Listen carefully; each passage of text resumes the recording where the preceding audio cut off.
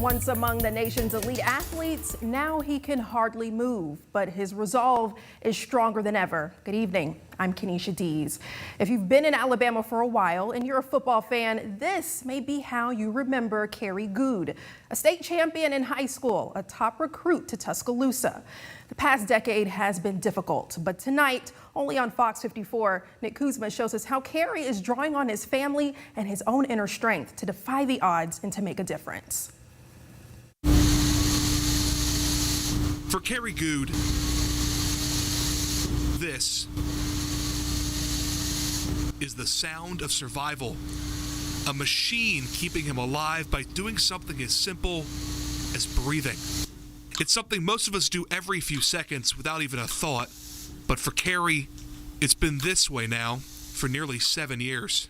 I've got to have someone with me 24/7, 365. I am unable to just get away from it all. For Carrie and others who live with amyotrophic lateral sclerosis or ALS, the losses come in stages.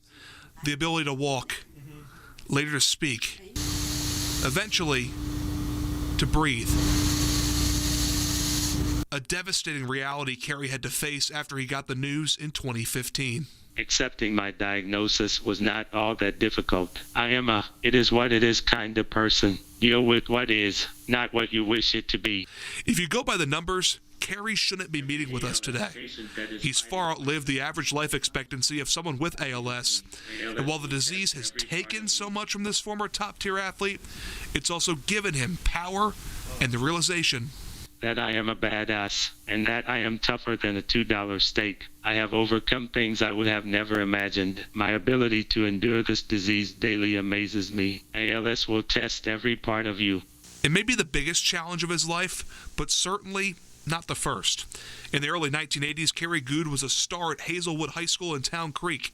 He helped lead his team to state championships in 1981 and 1982, starting one of the greatest dynasties in Alabama sports history. The program went on to claim 9 state titles in 20 years.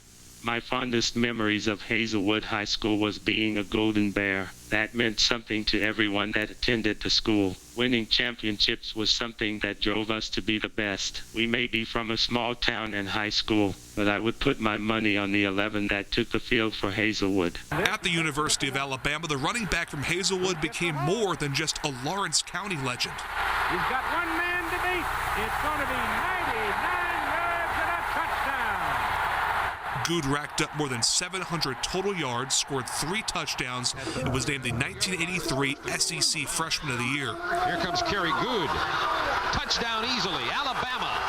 But a knee injury in his sophomore season opener, a game in which he found the end zone 3 times, would plague him throughout his playing days and shorten his pro career. He's in a lot of pain. He's tried to walk. I doubt very seriously he'll be back in the ballgame tonight. Right now, they're just going to pack it in ice. Now living in suburban Atlanta, Carrie battles a terminal illness, but he doesn't do it alone. For behind this great man is a great woman.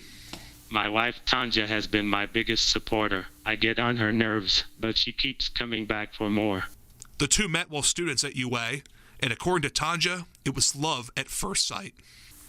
I noticed him, he noticed me, and we locked eyes, and as I was continuing on the class, we just didn't stop looking at each other. Carrie and Tanja dated in college, and though they drifted apart for several years, they found their way back to each other and got married in 2003.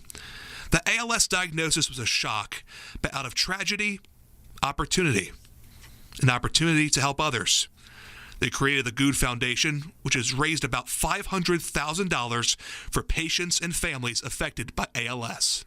Tanja and I were sitting in the clinic waiting room, and patients were sharing horror stories about their ALS journey, and I wanted to do what we could to help others. It has been the worst, best thing in the world. I mean, it is so fulfilling to see people and to help people. Every morning, Tanja dresses and feeds Carrie. That can take up to 4 hours.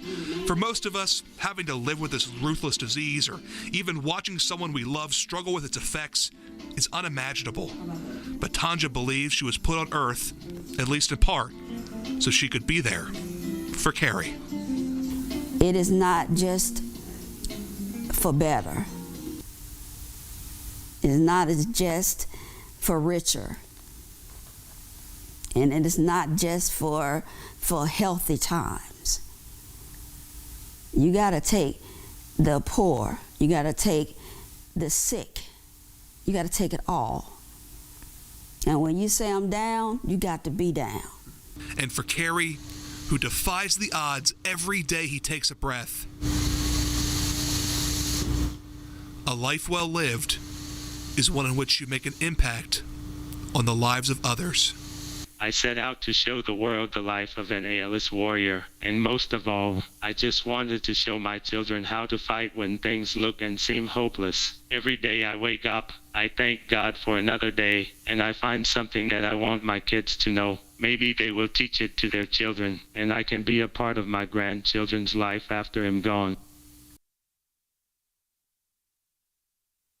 One of Carrie's enduring messages is that ALS can affect anyone.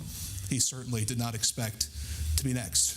Kenesha, it costs upwards of $250,000 just to live with ALS, and that's in part why Carrie and his wife started the Goode Foundation, which you can visit at goodefoundation.org. Yes, turning tragedy into triumph, spreading the message, spreading awareness. We knew some years back, the ALS Ice Bucket Challenge was an initiative to raise awareness. But for you, Nick, what was it like being able to see someone up close and personal with ALS? It was humbling, and I'm really appreciative of Carrie and his wife for welcoming me into their home to tell this story. Yes, very powerful story, and we definitely hope that people are touched by it and it makes a difference. Thank you so much, Nick.